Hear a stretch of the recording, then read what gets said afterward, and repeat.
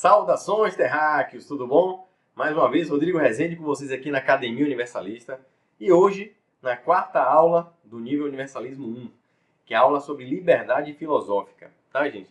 Vamos conversar aqui um pouquinho sobre o que seria essa liberdade filosófica. Por que é importante sermos livres, né? Tanta gente prega liberdade, liberdade, mas o que seria esse tipo de liberdade, que para mim é a primeira liberdade. A partir dela, você conquista todas as suas outras liberdades. Então vamos lá, para a nossa quarta aula aqui do nível Universalismo 1. Filosofar é pensar por si mesmo, mas apoiado pelas reflexões dos outros. Gente, o que eu quero colocar aqui de início, tá? Nós temos um pensamento, um conjunto de experiências, o que nos torna perspectivas únicas do universo. Tá? Então você tem aí sua mente, sua maneira de pensar, de enxergar a vida, as lógicas da vida, as emoções, tem você. E você está baseado em um conjunto de experiências de você com todo o universo, com todas as pessoas, com todas as coisas, tá? E essas pessoas, elas cedem também informações para você. E aí você fica com esse conjunto de informações. O que eu acho interessante é o que é uma pessoa livre. Isso a gente vai ver nessa aula. Pessoa livre, ela vai analisar isso tudo, vai ter aquele conjunto de informações e vai passar a sabedoria dela. Coloca exemplos, né? Tal que for.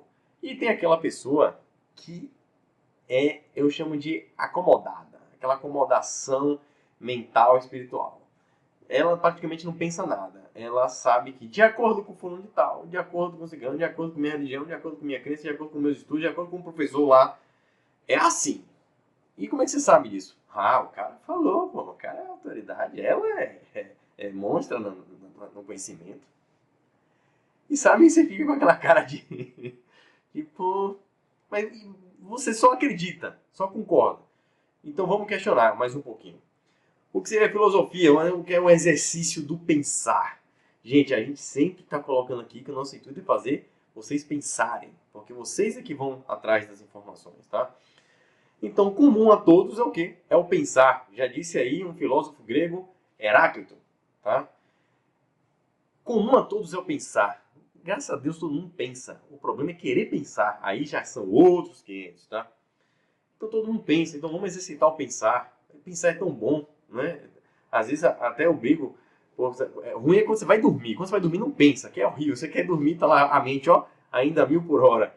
Mas é muito bom você entender, ter o sentimento, mas também o discernimento das coisas.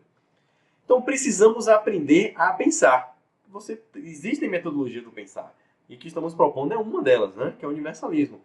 Então, precisamos aprender a pensar legítima e racionalmente, e para isso nos guia a sábia filosofia. Ou seja, a filosofia, ela sempre te direciona em cima de um pensamento lógico. Não é um pensamento louco. Não, tem uma lógica, tem um sentido, um discernimento das coisas.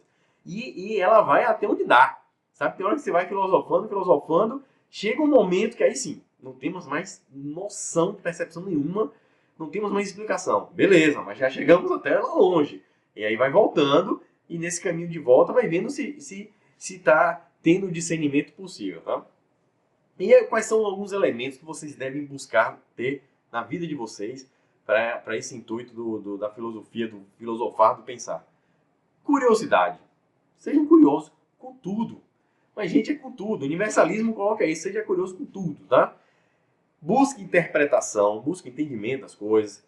Tenha expressão, sabe? Consiga passar da mesma maneira que você absorve informação. Se expresse, veja as expressões dos outros. Eles estão, o que é que estão transmitindo? Tem argumentações, sabe? Busque argumento, busque ter embasamentos para aquilo e sempre tenha reflexão. Ou seja, quase que diariamente faça uma reflexão sobre o que você aprendeu. Peraí, o que eu aprendi está certo? Será que o que eu aprendi ainda está certo? Já não surgiu algo que vai fazer mudar? Então, curiosidade, interpretação, expressão, argumentação e reflexão. Busque isso na sua mente, na sua maneira de pensar.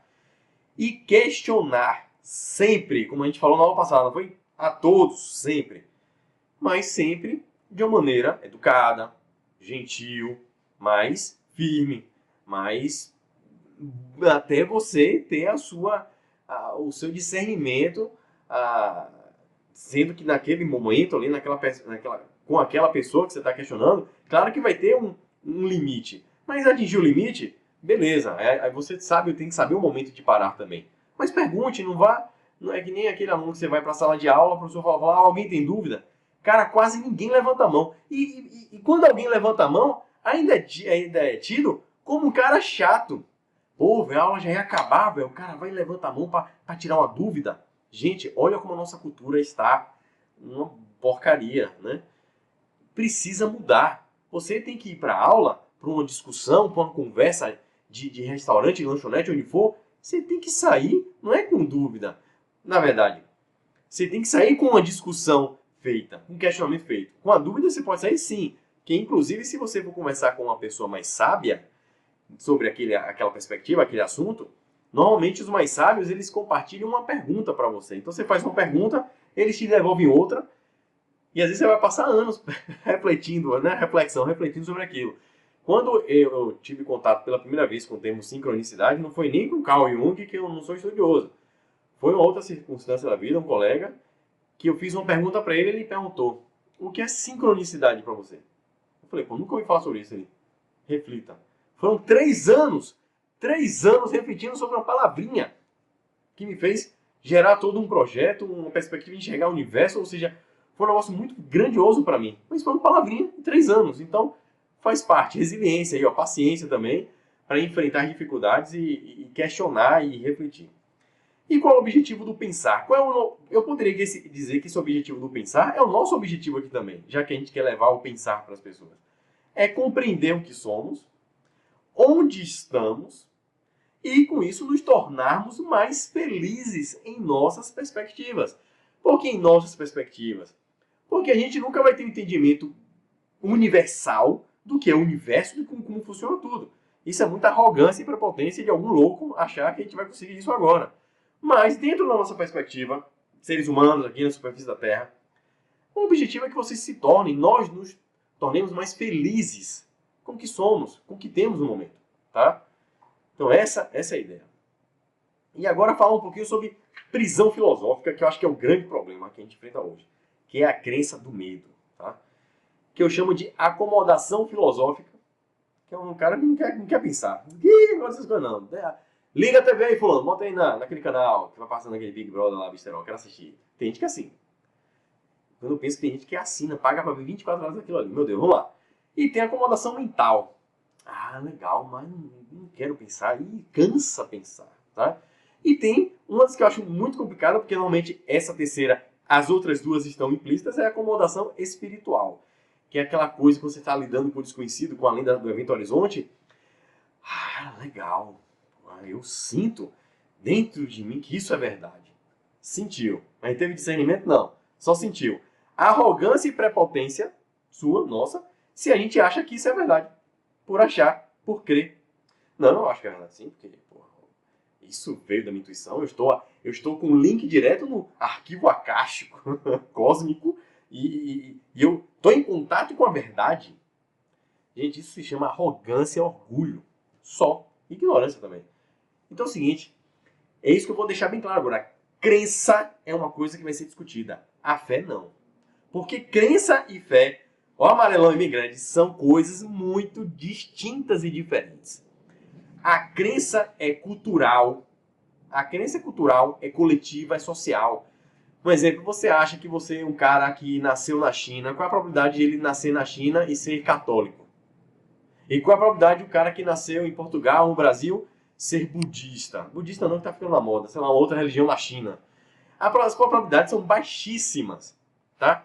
Então, quando você vai questionar com um religioso que fala, não, minha religião é a verdade, fala assim, é a verdade e você está dizendo porque você nasceu aqui. Porque universalmente, se você tivesse nascido pensando em outro lugar, não vou falar outro planeta, né, por enquanto, em outro país, você quase 100% de chance de você não estar pensando como você está pensando hoje. Então, a crença é um conjunto de ideias que pessoas, enfim, passaram e você adotou como verdade. Mas não pensou muito, não trouxe uma filosofia, ou seja, não houve um discernimento, tá? Pode ser que você esteja fazendo esse exercício e outra coisa. E não quer dizer que você pensar, você ter a mente aberta, Não significa dizer que você não vai estar envolvido em algum movimento religioso. Não! Muito pelo contrário, você pode estar dentro de qualquer movimento religioso e ser uma mente altamente aberta, pensante. Você está ali por uma atividade social, porque você está no meio de pessoas e está ajudando, levando questionamentos novos para as pessoas. Mas, de um modo geral, não dá para generalizar 100%, mas de um modo geral, as pessoas são muito passivas, certo? Por exemplo, em qualquer igreja você entra, você escuta e vai embora. Isso nos cultos normais, né? Nas missas, etc. Existem grupos de estudos, mas que é um estudo sobre um livro só, que é para decorar aquele livro, saber decorar mais coisas daquele livro. Mas um discernimento, agregar outros conhecimentos, você não vê. Você vai falar de ciência, isso é coisa do homem. Cara, ciência não é coisa do homem. Ciência é só observar a natureza. A natureza é a coisa divina, é o universo todo. Então, enfim, crença é uma coisa. O que é fé? Fé é aquilo que você acredita e motiva para você mesmo. É a fé que você tem em você, é a fé que você tem nos seus caminhos na busca da verdade. Caminho esse religioso ou não. Você tem fé que é por ali, independente dos outros. Então isso tem que ser sempre respeitado. Nós vamos sempre respeitar aqui no curso, e isso é uma coisa que precisamos sempre respeitar na vida das pessoas. Elas precisam, e todas. Você que se rotular ateu, cético, você tem fé. Você tem fé na ciência, você tem fé de que não existe nada, você tem fé que o caminho é esse. Ou seja, é uma coisa inerente ao ser humano. Todos têm a sua fé e precisam ter. Então, querer arrancar das pessoas é tolice, tá? Agora, as crenças, essas sim, são discutidas, porque a gente não está desrespeitando ninguém. Estamos discutindo amigavelmente ideias, um conjunto de ideias chamadas crenças. E, normalmente, as crenças estão atribuídas ao medo. Não discuta. E sempre tem um poder, tem um domínio. Siga o dinheiro, tem alguma treta por trás. Na maior parte delas, tá? Não todas. E fé é uma coisa individual, é intuitiva, é uma humilde esperança, sabe, acreditar no melhor caminho para si. Isso é uma coisa bonita. Então tenham fé. Não necessariamente tenham crenças, mas tenham fé. Então, outra coisa, você acreditar que está certo não é estar certo. Parece uma coisa bem óbvia o que eu estou falando, mas é óbvia mesmo. Mas por incrível que seja óbvia, muita gente não entende, cara. Não entende. Acha que é o seguinte, geralmente dando explicações, afirmando, eu vejo isso, por exemplo, normalmente pessoas novatas quando chegam no grupo do WhatsApp do Ciência Universalista. É entrar no grupo e já me afirmando, não, porque é assim, porque é assado. E o engraçado é que a gente já vai conhecendo as pessoas porque a gente sabe de onde ela veio. Ah, você está vindo da filosofia tal, da religião tal, e vem vomitando aquelas informações, aqueles linguajares sem muito discernimento. Isso é legal, e normalmente naquele efeito sorrisal, o que é o efeito sorrisal? Vou até explicar que eu vou citar isso durante o curso. Quando a pessoa lida com o universalismo, ela termina quebrando o quê? Seus dogmas, seus horizontes, suas barreiras e começa a olhar como um todo. E aí quando você começa a pensar sobre muita coisa, você se empolga. E aí fica na fase que é efervescente. Então tem gente que chega e já quer mil coisas. A gente calma, respira. Vamos devagar, porque senão a gente se perde, entra no processo até de fascinação, uma coisa que a gente vai falar na frente. E aí tem aquela fase sorrisal que é boa, que é o início da mudança, a gente está muito empolgado. Depois a gente entra na naturalidade, no outro patamar, as frequências acho que se equilibram, e a gente começa a pensar sem perder o discernimento jamais. Então é o seguinte, acreditar que está certo não é estar certo. A não revisão e reflexão dos seus paradigmas dos nossos paradigmas, nos leva ao estado de alienação, onde assumimos como verdade fatos narrados por outros sem alguma possível evidência ou até mesmo lógica. Gente, isso a gente vê muito dentro das religiões, tá? Eu sou contra a religião? Não sou contra a religião. As religiões ajudam muitas pessoas, perfil e patamar de pessoas que precisam daquele tipo de assistencialismo, tá? Eu considero assim, é uma ferramenta bruta. É a picareta que vai tirar a pedra do solo. Depois vai ter um momento que você não vai precisar mais de picareta. Você vai estar polindo aquele diamante ali com outras ferramentas. Mas o que é melhor? Um esmerilzinho é melhor do que a picareta? Não. São ferramentas para funções diferentes. Então, sou contra a religião? Não. Eu sou contra a religião eterna? Ou que as explicações todas estejam dentro de uma religião? Sim. Porque elas são todas limitadas. Não tem uma religião que não é limitada, tá? Porque ela tenta trazer para si o conceito do que é realidade, certo? Ela por ela mesma, tá? Agora, se você está em um movimento religioso, onde está agregando tudo, todos os tipos de conhecimento, de outras religiões, de outras filosofias, da ciência, das ciências, né? Enfim, e misturando tudo, eu acredito que estaremos na mesma, entre aspas, religião, que seria o universalismo. Ou seja, não tem por que ser uma religião, não tem fronteiras, não tem culto, não tem nada. É porque é você com o universo. Ah, mas eu acredito em Deus, é você com Deus, eu acredito nos espíritos superiores, a espiritualidade, nos elementais disso, nos extraterrestres. Não interessa, é você com isso tudo. Porque você está conectado ao tudo que existe, independente do que seja. Então, não precisa necessariamente estar limitado. Tá? Agora, dentro dessa limitação, a gente tem que questionar para não ficar que nem nessa figurinha aí, ó. Certo? Todo mundo sendo moldado, sua maneira de pensar, por uma cultura, por um conjunto já existente. Tá? Então, questionem, gente, sempre, sempre. Aproveitem se vocês estão dentro de movimentos religiosos, ou aproveitem se vocês estão dentro de um movimento religioso que eu chamo de ateísmo, aquele ceticismo extremo. Para mim é uma religião, uma anti-religião, mas tem comportamentos semelhantes. Então aproveitem essa fase. Tudo é experiência. Mas vai chegar um momento que vocês vão ver que existem coisas além das fronteiras que vocês estão pregando ou que estão pregando para vocês. Então agreguem isso tudo e eu acredito que vocês vão chegar aqui, onde a gente está. Então vamos lá, experimentação filosófica e ciência. O que eu quero colocar com isso? A filosofia, ela vai lidar com hipóteses. Porque a filosofia ela vai te comprovar quase nada. Tá? Ela vai te colocar hipóteses. E vai trabalhar muito no campo mental, no campo filosófico, o nome já está dizendo. E as ciências, gente, teoria, é uma coisa que colegas já me explicaram.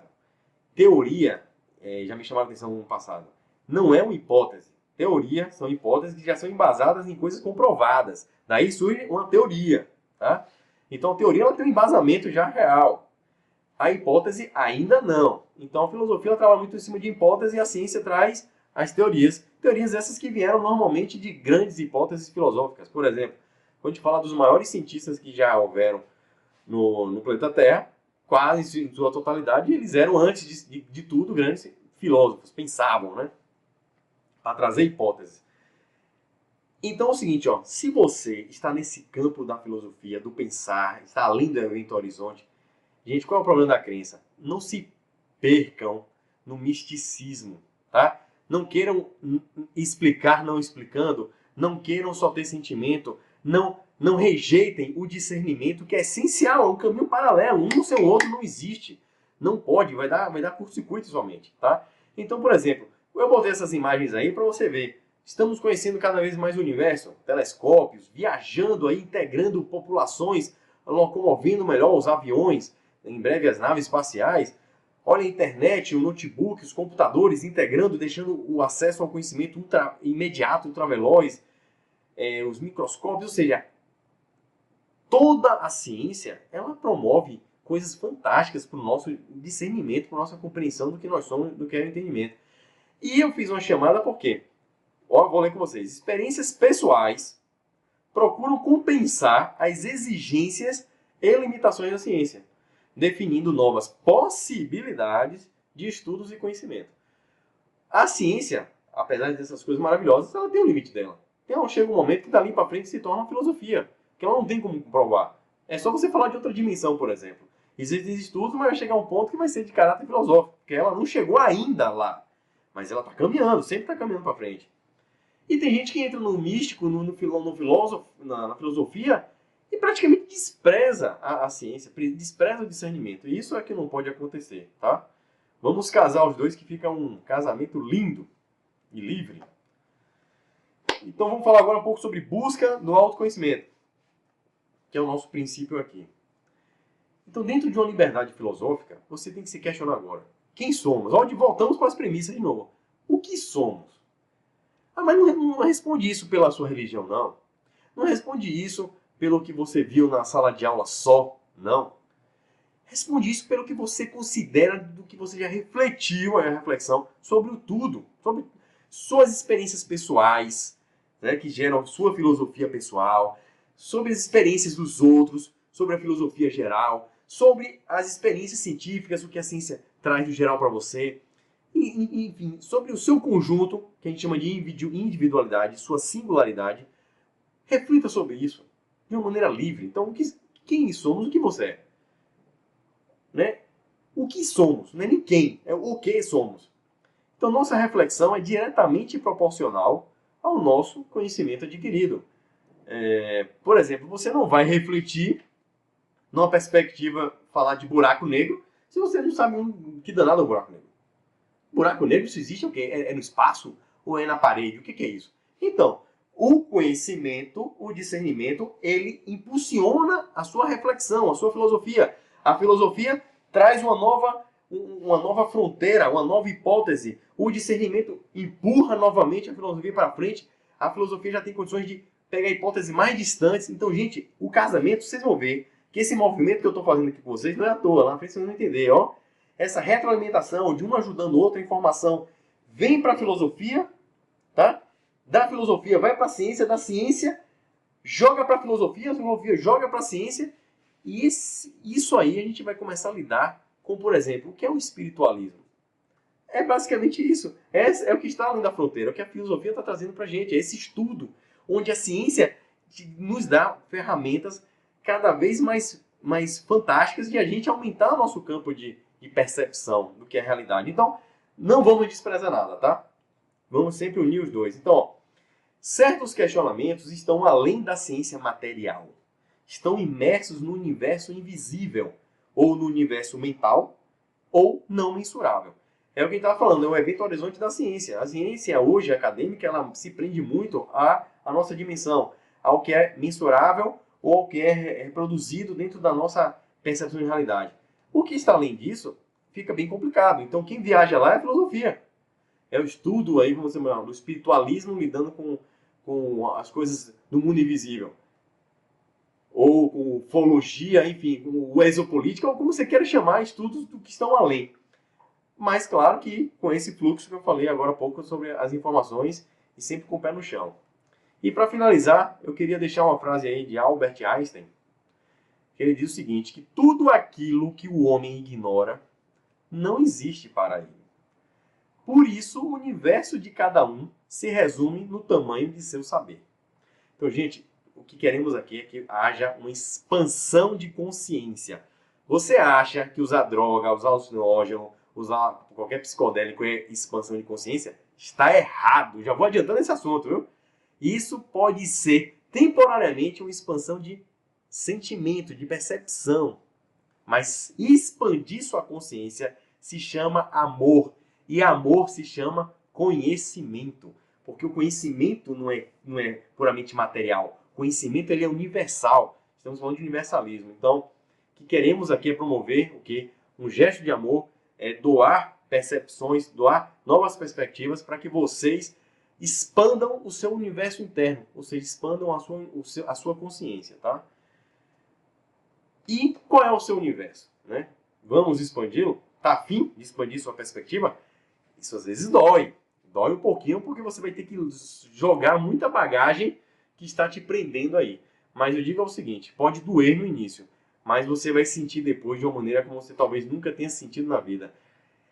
É o sentimento de liberdade. Gente, você estar livre, estar você com o universo, você conectado ao todo, pensando por si e com todos, livre de qualquer coisa, isso é maravilhoso, tá? Então deixo o convite aqui para você refletir sobre isso hoje, no final dessa aula, porque a viagem do conhecimento continua e estamos aqui na próxima aula, na nossa quinta aula, vamos conversar mais um pouquinho, tá bom? Então valeu, gente, obrigado pela atenção e até breve, até a próxima aula.